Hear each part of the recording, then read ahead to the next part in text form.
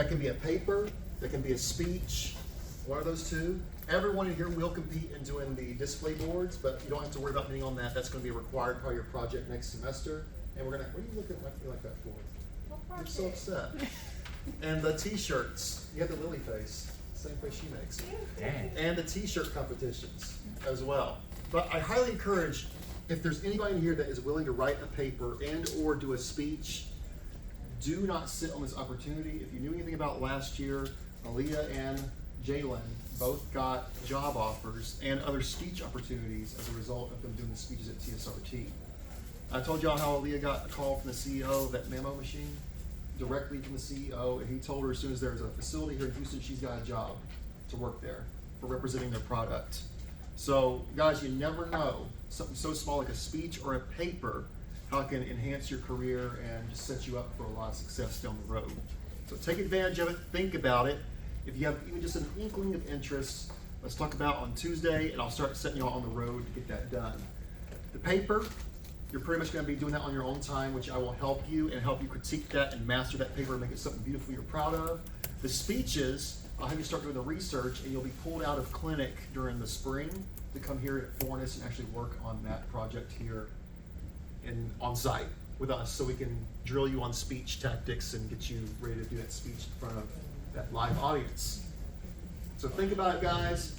I highly encourage you to do so if you're thinking about it, and hoping at least a handful of you guys are gonna compete in that competition for next spring. Please do. You should. You should. Thinking about it. You too. All right. So chapter 15, guys, in Merrill's, we're going to be talking about the digestive system, the salivary glands, lots of spit. I'm talking about spit in this chapter. The alimentary canal, which is just your digestive tract, and probably the one that people hate the most, the biliary system. We'll talk about that biliary tree, the gallbladder.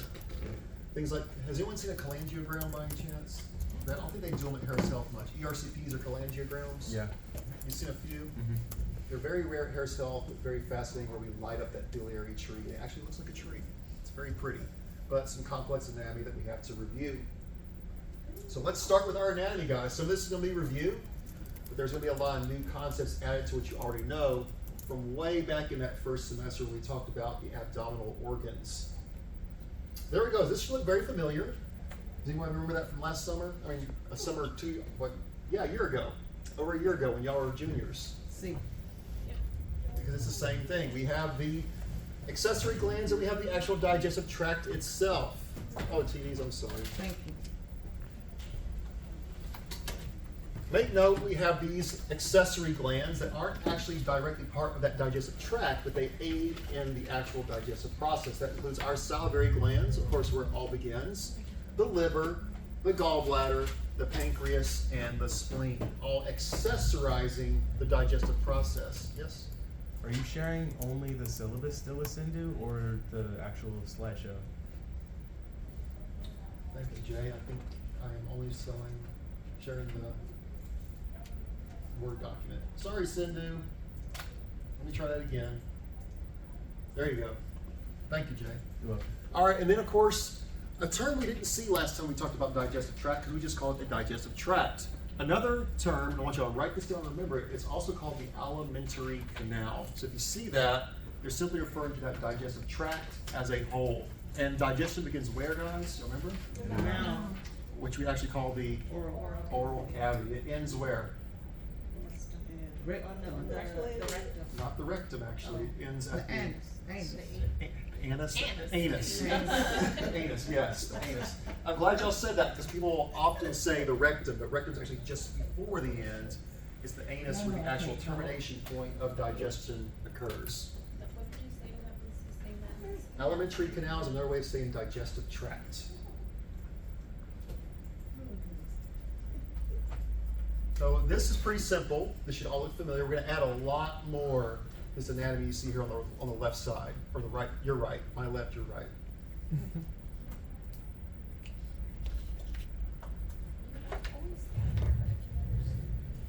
You want me to move? Just say move, Mr. Donahue. You've known me for a year now. You can say Sample move. questions? Hmm? Could you give us some sample questions here? Sample questions? Just All right, sure. I gave you one already. Where does digestion typically begin? Oral cavity. Where does it terminate? The The anus. What is the order of the alimentary canal? Oral. Like if you said the order from start to finish, could you list them? What they'll likely do is select all of the parts of the alimentary canal from start to finish. And they might not have everything, but they'll have like mouth, esophagus, intestines, rectum, anus. Could you put those in order? Or could you select all 1 through 5? Something like that. I'll have you put them in order. Would they throw in stuff that doesn't necessarily fit or is like? They absolutely will. So like the Which of the buccal cavity- following are accessory organs? Okay. Select all that apply. That's why they like to get nasty on those questions. Buccal is tongue, right? Hmm? Buccal Buccal is under the tongue. under the tongue. Under the tongue. Okay. Okay, so, huh? sublingual. I'm sorry, you're right. Thank you. Buccal is cheek, Oh, yeah. sublingual under the tongue. Okay. I apologize, you're right. Okay, liver and gallbladder. This is going to be some new anatomy we have not talked about before, which can be quite complicated. It's a lot more than just these two little arrows we see here of liver and gallbladder. This is just a general sense that we're looking at. We have 4 lobes in the liver, and we have multiple parts of the gallbladder and the actual hepatic tree that we're going to start labeling here. Of course, liver and gallbladder are located right underneath the diaphragm, also known as that hemidiaphragm. We're going to start breaking it down a little bit more complex here in just a second. Remember, your liver is on primarily the right side of the body. Great question going back a year ago. What quadrants does the liver fit into? Right Right and and left, upper. Right upper, left upper, correct. What quadrant does the gallbladder fall into? Right upper. Right upper only. Don't forget those quadrants, especially when we start talking about these organs. Does that change with habitus? It can, but we're always going to base it just on aesthetic body habits unless otherwise indicated. Okay. Good question. Okay, yes, The hemidiaphragm, are you just saying that it's the whole diaphragm, but it's just one side? yes, essentially. Okay, guys, you want to take a picture of that? That's actually from another textbook that's not in your book, but this is a great picture reference for the parts of the liver. Now, looking from the front, this is the anterior view. We have the right and left lobe, very easy to make out. Gallbladder poking out at the bottom. Very important ligament. I often don't have you guys memorize ligaments, but there is an important ligament in conjunction with the liver that's known as that falciform ligament. You want to go ahead and write that one down. That's what divides the left and right lobes of the liver. The falciform ligament. Now, when we turn that liver around, look at on the back side or the posterior view, we can actually see there's 4 total lobes. We have that right lobe, left lobe, but we also have a caudate lobe and a quadrate lobe. The caudate and the quadrate are found in between the left and the right.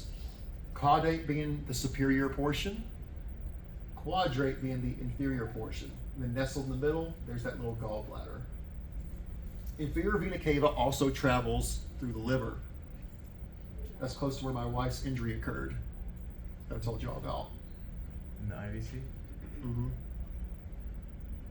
So on the anterior side, that right lobe like covers those other Yes, it's like draped over all this. quadrants? Okay. What is found between the right and left?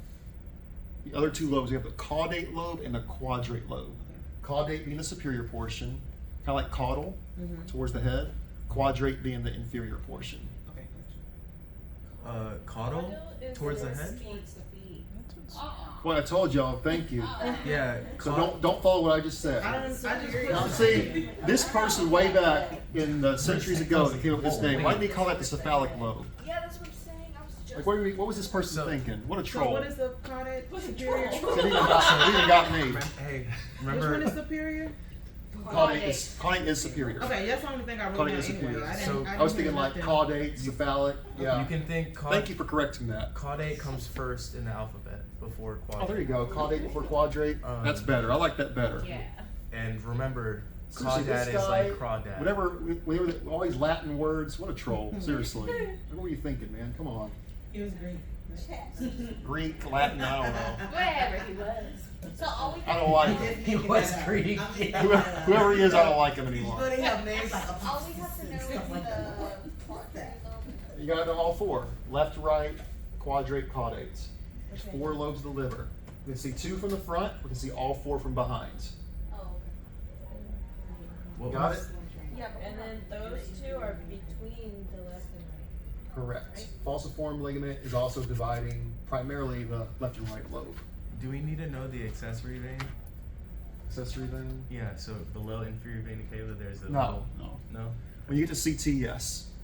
For now, don't worry about it. It's just a headache. Yes, sir. So the So the- caudate and the quadrate is behind the right lobe? The caudate and quadrate are behind these lobes, yes.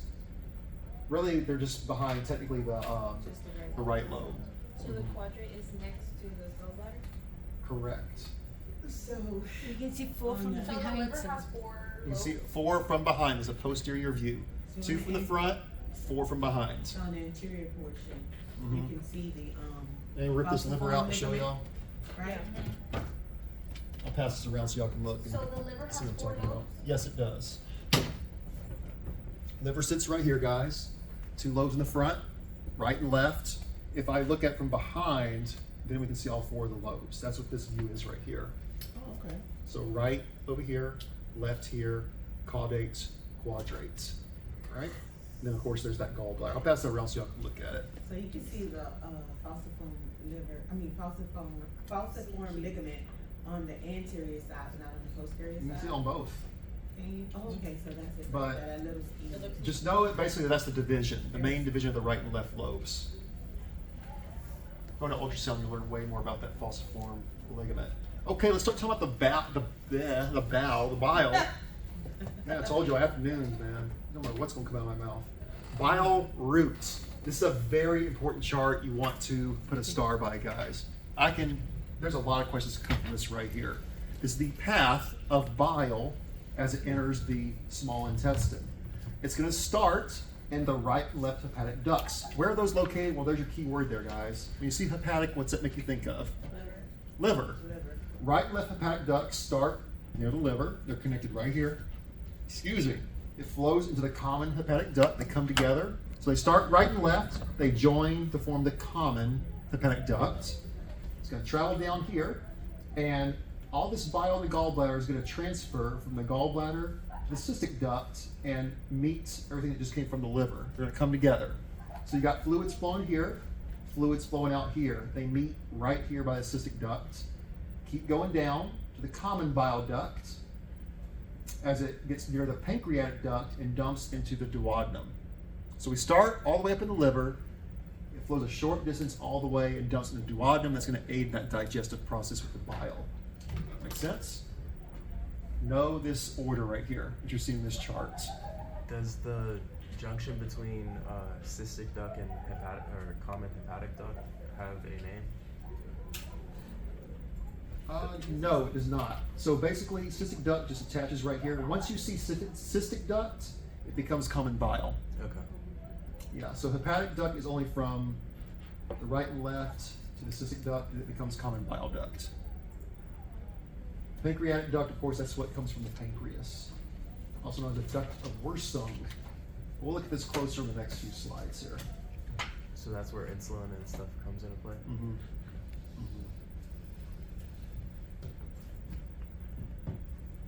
Oh, Am I going too fast? yeah. I know you said this was gonna be quick. I got 200 slides to get through here. Today? That's a, Not today. Not today. not today. You can't be throwing out numbers like that. Don't throw out numbers like that. It's not nice. You could I throw got out the Roman 200 numerals. slides. That's actually, believe it or not, that's me compressing it down. That's me cutting out a big, large, like about 100 extra slides that I removed. Yeah. So just know that order, you'll be good. Well, we've got to know a lot more than just that, but Oh. that's good to know, yes. Do know the order. That's the bile route, or route, whichever way you want to say it. Route, route. And you say it's the path to what? That's the bile route. It's the path of the bile traveling from the liver all the way down the duodenum. Can you think of a mnemonic for HBPD? Not off the top of my head, Hepatic, no. okay. But be my guest. I'll try. Gallbladder. Look at the gallbladder a little bit more closely. We have parts of the gallbladder we have to name. Now it looks like a pear. You'll see the pear? Sounds like a pear. The gallbladder does have a fundus, just like the stomach does. This lower rounded portion is the fundus. body, just like we talked about with other areas of the body, just like other areas of the body. That's what I did there. Goes up to the narrow area called the neck, the spiral valve, and ends at that cystic duct. And that's what dumps into that common bile duct we just looked at. So if you were to draw the extensions, you have the common bile duct coming down here, dumping that duodenum down this way. We're just looking at it a little bit closer. So that's your parts of your gallbladder. Do we need to know what the texture is called? Those little bumps? Or Not in the gallbladder, no. Okay. No. We do get some pathologies in the gallbladder. Y'all know what they're called? Cancer. Stones. Oh, What's true, the actual yeah. scientific name, though? Calcifications? Because we need to know the scientific name of these stones. Called cololiths. Cololiths? Cololiths. Sounds like Cololiths. something from D&D. It was translation. And let me go ahead and, what I would learn to do, guys, with this biliary tree is learn how to draw it. I want to say, make yourself notes before your tests. This biliary tree can be quite difficult, so learn to draw a simple little tree. Here's your right hepatic duct, left hepatic duct. They join together to form the common hepatic duct. You have a little attachment here where the gallbladder is. That's the cystic duct. Then we have the common bile duct, and it dumps into the duodenum right here. Oh, so that's what CBD means. And there is the pancreatic duct. Learn how to draw this simple picture here, guys. That's going to help you with that biliary tree anatomy. Because when we light it up with contrast, that's exactly what it looks like on a contrast exam. Just like that tree, just like you see right there.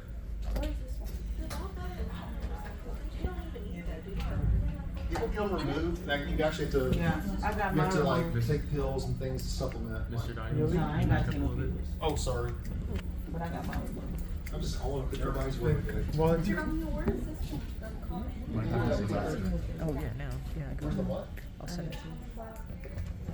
Common bile duct is right here. I thought you went to like Dr. Like, this good. I'll go back to this other picture as well, guys, if you want to use it for reference. That's what I just drew for you. I think my drawing's a lot better though. Yeah, I like yours. It's fine.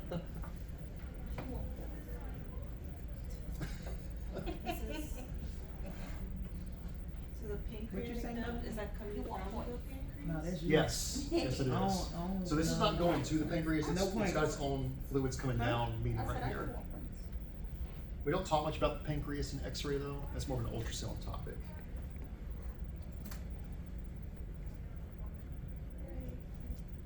All right, let's keep moving, guys. There's that same picture, I can still keep talking. Okay, so what's the actual functions of the gallbladder, guys? Of course, that sac, that gallbladder is going to store that bile. It's going to concentrate the bile, kind of like concentrated orange juice. Not the same process, but that's what it makes me think of. It's going to concentrate the bile. This process of concentration is what we call hydrolysis. Go into chemistry a little bit here. That's the chemical breakdown of a compound due to the reaction with water. Basically, H2O is added to the bile to mix it and concentrate it. Taking place in the gallbladder. There's that word throughout your cololiths. Remember, we're not going to call them by the layman term of gallstones or stones anymore. We're going to call them cololiths. Make sure you know that pathological term. You're going to see that again. When stimulated, the gallbladder will contract. That is due to a hormone, and this is where some of this fluoro gets complicated, guys. We're going to talk a little bit about hormones this semester. The hormone, cholecystokinin, I never can say this word, cholecystokinin, is the hormone that's going to cause the gallbladder to contract and start releasing that bile into the duodenum. Is chole related to the gallbladder specifically? Yes, anytime you see that little prefix of chole, it refers to gallbladder. It's a little cheat code when you see a term you don't understand. Anything that has the CHOLE is gallbladder related.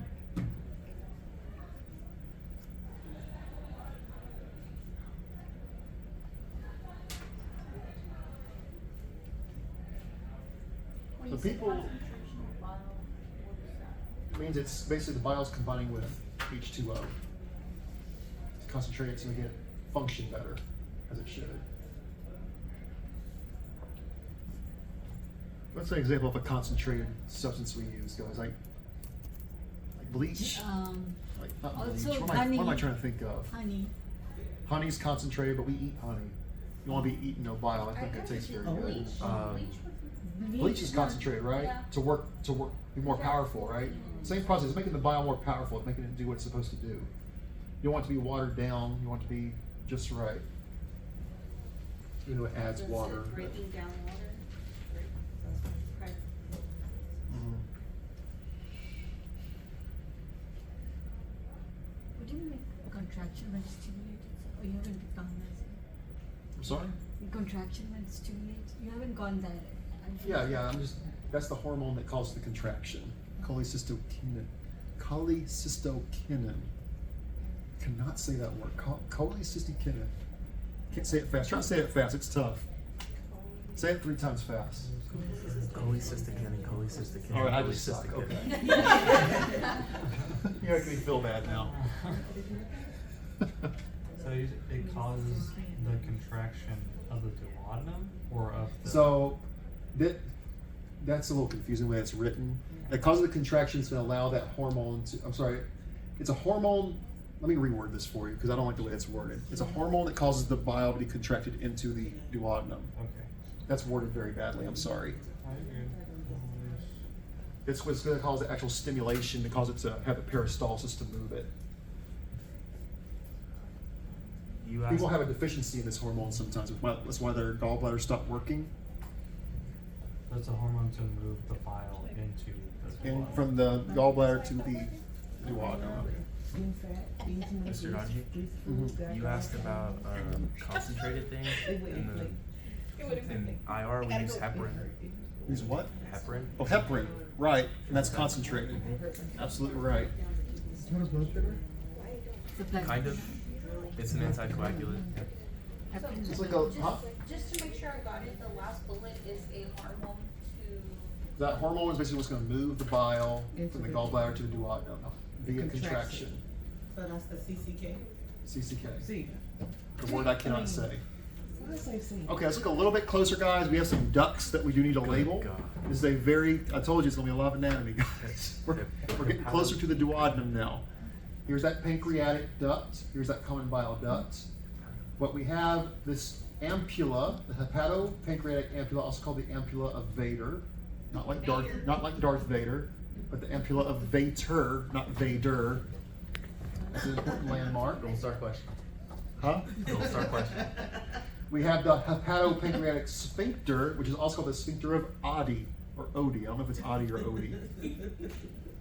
Some guy's name. And then we have the region of the duodenal papillae, also called the papillae of Vader. That's a fun word, papillae of Vader. So is that like a flap, like our epiglottis, It's a little or flap. okay? And then the sphincter itself is underneath that. Correct.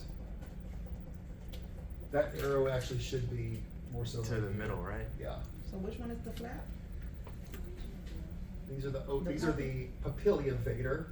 This is the sphincter of Odie, or Oddi. So there you go, Jay. You can go tell that. You can draw Darth Vader. You can draw Odie from Garfield. I'm not gonna be drawing for at least a month. I gotta figure out how to use my left hand. Mr. Johnny, what does ampulla mean? Ampulla. What does ampulla mean? Ooh, that's a good question. I think it means like a cavernous kind of opening right here, like a collecting area, if I'm not mistaken. Might want to Google that to make sure, though. I'm guessing. And of course, don't forget this, and we already talked about pancreatic duct is also called the duct of Wirsung. Some weird names. All these people want credit with their last names on these pieces of anatomy. They found it. They found it. Okay, so guys, a few principles for gallbladder. We're going to come back and revisit gallbladder a little more deep as we move on. But when imaging, it's very important. This is a great registry question right here. PA is going to be the optimized view for all gallbladder views to reduce that OID. But if we are focused on gallbladder drainage, we're going to opt for our APs or our supines. So it depends on the situation. In general, PA superior to reduce OID, but for drainage purposes, we're going to go with the AP/supine views. That's just kind of giving you a sagittal view of what we just talked about. We're looking at the body from the side here. There's those left and right hepatic ducts. There's the common hepatic. There's your cystic. There's your common bile. There's your duodenum. This is kind of an unrealistic cut, would you say? Like, I mean, if you're really going to cut somebody in half like that, that's kind of what it would look like. Sagittal view, sagittal slice.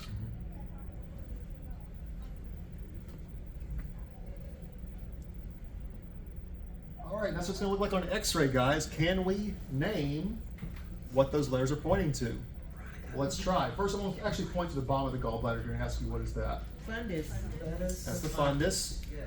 D's are referring to this whole Body. large area, body. the body. C is also the body. What about B? The neck. The neck. That's the neck. Okay. And then A is going to be, the The spiral. valve. so be careful. So here's where it's going to get a little squirrely.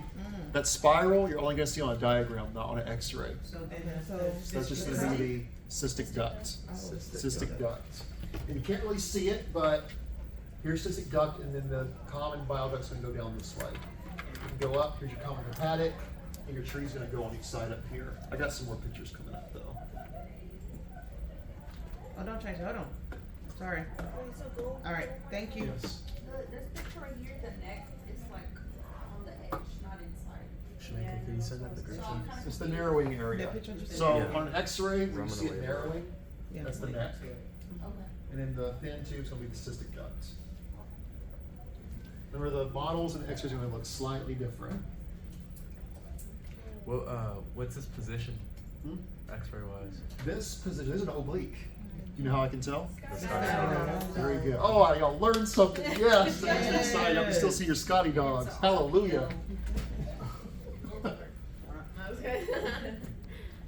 So that should not say fundus, by the way, because fundus is actually down here. So if you take a picture of that, make sure you correct that. I don't know, this diagram, I didn't agree that they called that fundus, because fundus is technically the rounded area down here.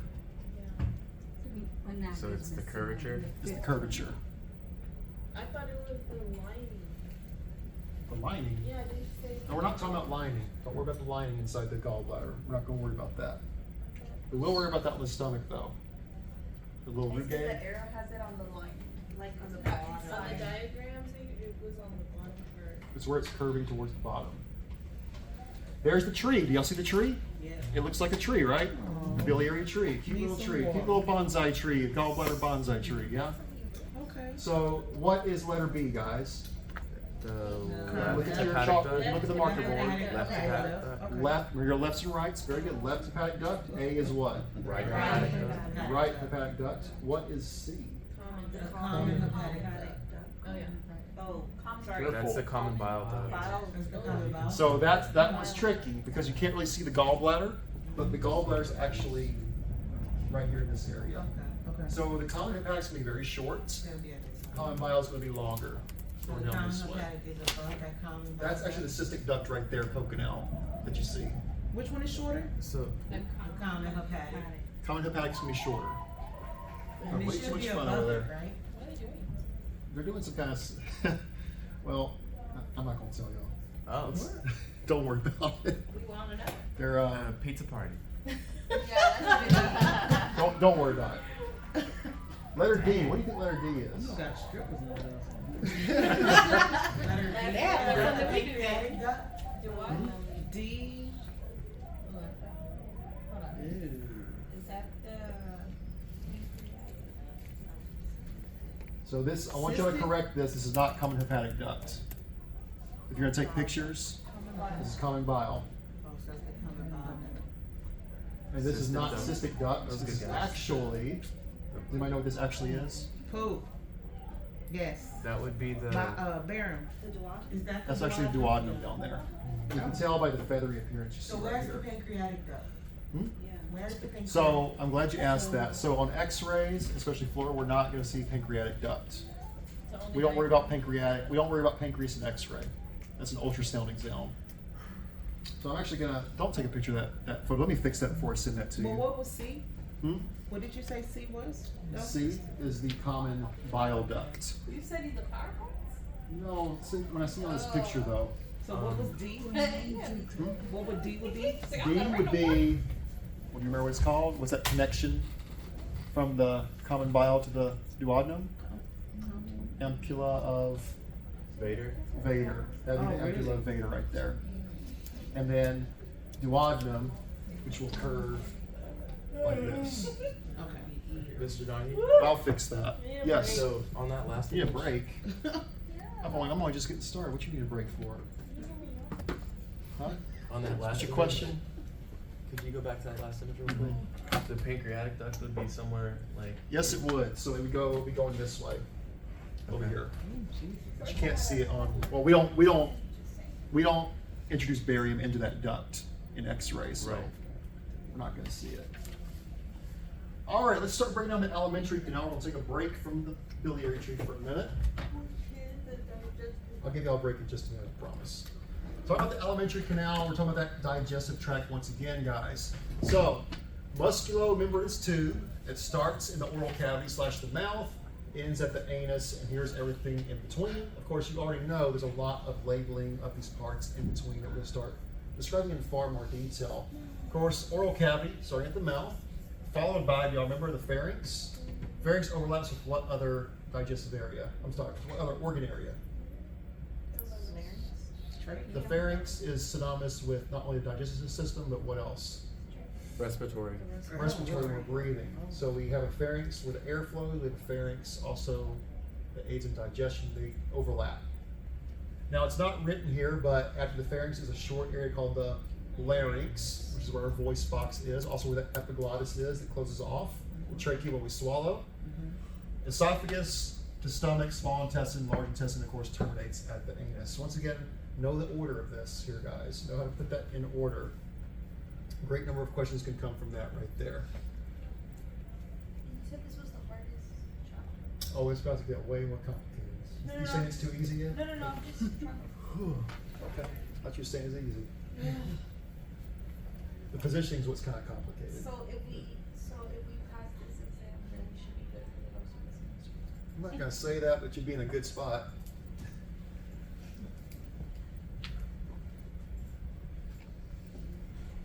Mr. Donahue. Mm-hmm. So, weird question, but what's the actual definition of like sphincter? The actual definition of Is it like the sphincter- muscular like opening or? Well, Google it. Actually, I don't know off the top of my head. TikTok it. You might get some weird TikToks if you put sphincter in there. I wouldn't do that.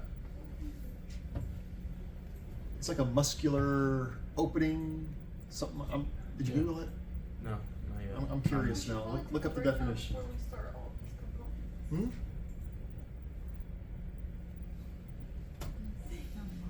I promise I'm about to give you a break. Yeah, an annular muscle surrounding and able to contract or close a bodily opening. So, would the mouth then be considered a sphincter? That's a good question. So, if the question was Can you go termed, back? what are the two sphincters that begin and end the alimentary canal? We'll confirm that first, because I don't know if the mouth's actually a sphincter. If it is, I haven't ever heard that before.